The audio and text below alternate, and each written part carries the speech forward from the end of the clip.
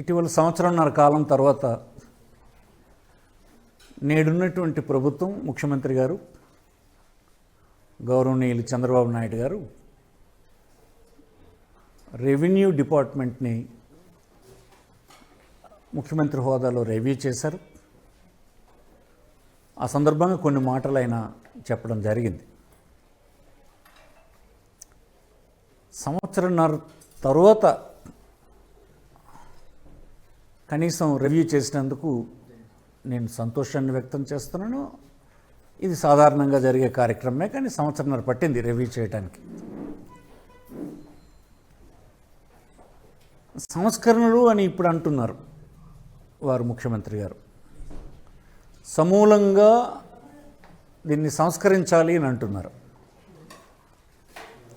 ఒకసారి ఆంధ్రప్రదేశ్ చరిత్రను మనం చూసినట్టయితే 47లో స్వాతంత్రం వస్తే 52లో ఎన్నికలు జరిగి ప్రభుత్వాలు ఏర్పడ్డాయి, ప్రజల చేత ఎన్నుకున్నటువంటి ప్రభుత్వాలు.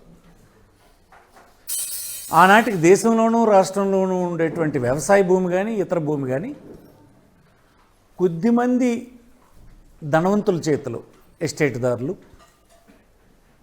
జమీందారులు, ఇనాందారులు, వీరి వద్ద మాత్రమే భూమి ఉండేది.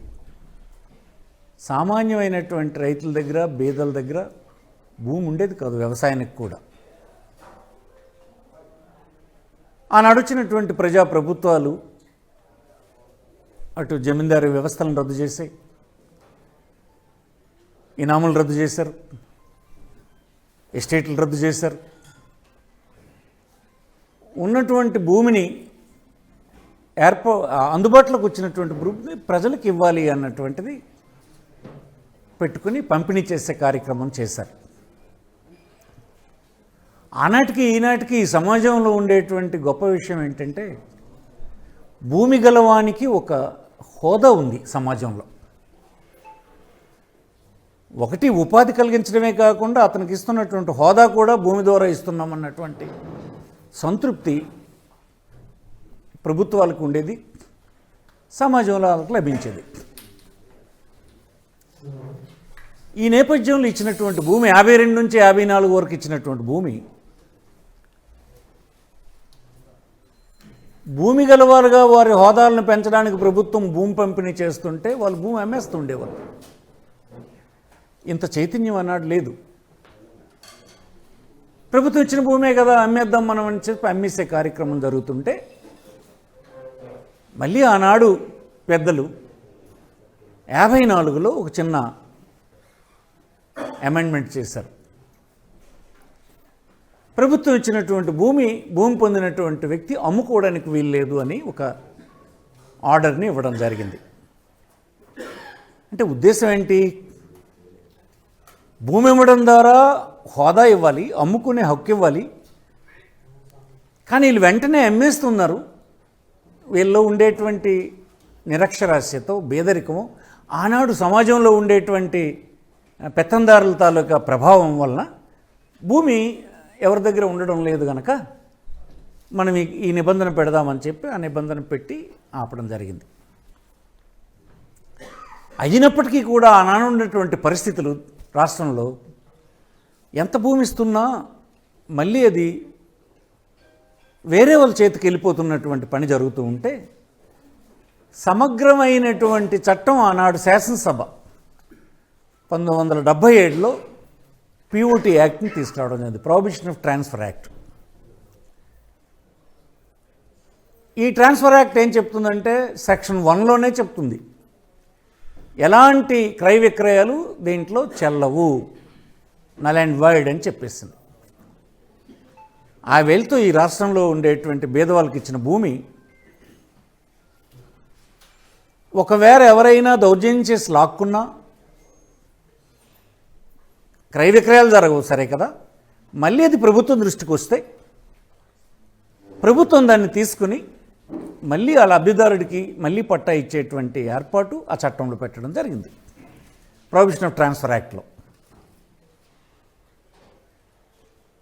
ఇవన్నీ చట్టాలు కాంగ్రెస్ ప్రభుత్వాలే తెచ్చాయి ఆనాడు కూడా, 77 వరకు కూడా.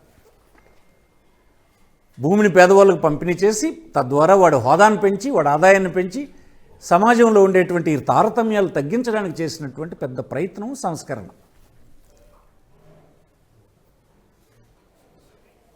తరువాత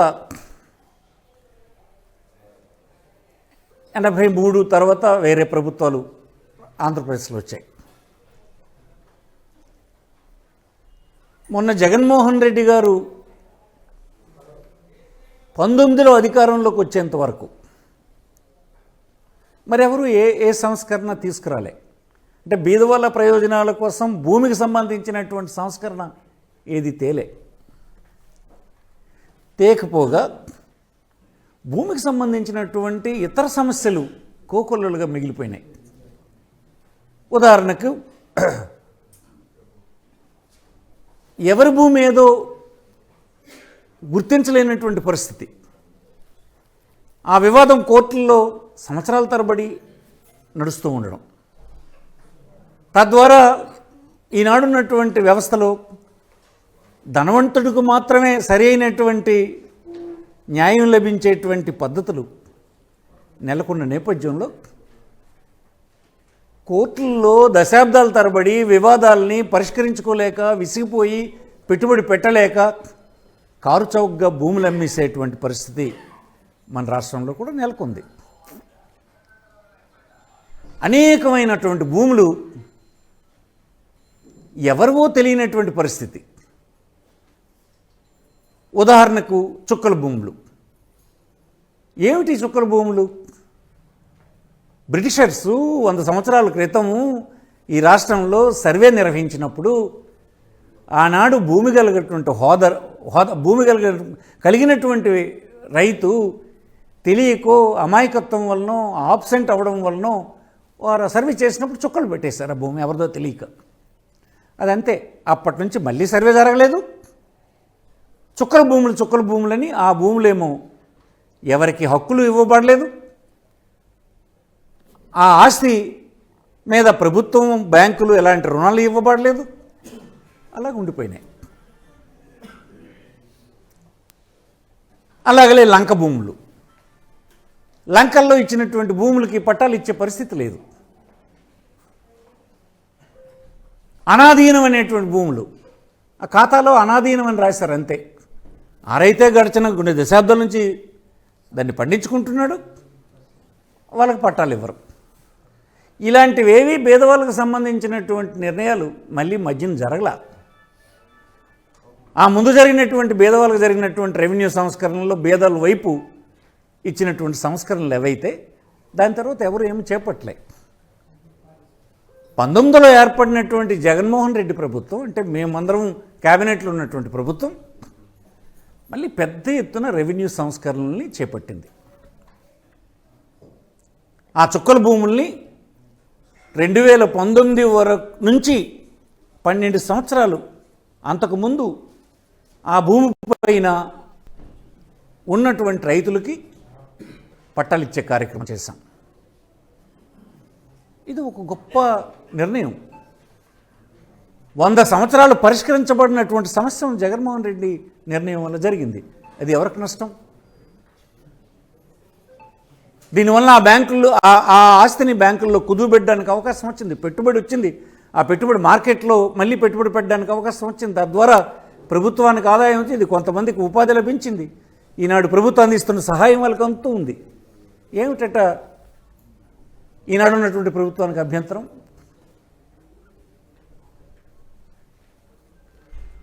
నేను ముందే చెప్పాను, 52 నుంచి భూములు ఇచ్చినప్పుడు మొదటిసారి భూములు పంపిణీ బీదవాళ్ళకి చేసినప్పుడు ప్రభుత్వం ఏం ఆలోచించింది? భూమి ఇద్దామని ఇచ్చింది. అంటే సాగు చేసుకునే హక్కు, అమ్ముకునే హక్కు అన్నీ ఇచ్చింది, హోదా పెంచాలని. కానీ ఆవేళ అజ్ఞానం ఉండడం వలన, చైతన్యం లేకపోవడం వలన, సమాజంలో ఇతరుల పెత్తనం బాగా సాగుతున్న రోజుల్లో ఆ భూమి ఆ నిరుపేద నిలుపుకునే పరిస్థితి లేదు కనుక 54లో అమ్ముకోవడానికి వీల్లేదని చెప్పారు. 77లో ప్రొహిబిషన్ ఆఫ్ ట్రాన్స్ఫర్ యాక్ట్ని తెచ్చి అమ్మడానికి కొనడానికి వీల్లేదని పెట్టారు. కానీ ప్రభుత్వ ఆలోచన మాత్రం అన్ని హక్కులతో కలిపి వాడి హోదా పెంచాలన్నదే ఒరిజినల్ ఆలోచన ఆనాడు ఉన్నటువంటి ప్రభుత్వం. 52 తర్వాత ఈవేళ అంటే 19లో ఏర్పడినటువంటి ప్రభుత్వం అనేక ప్రాంతాల నుంచి ఇప్పుడు మేమందరం భూమి పొందినటువంటి బీదవాళ్ళందరం పిల్లలను చదువుకునే అవకాశం వచ్చింది ఈ 70-80 సంవత్సరాల్లో. అనేక ఉపాధి మార్గాలు వచ్చాయి, దానికి పెట్టుబడి అవసరం పడుతుంది.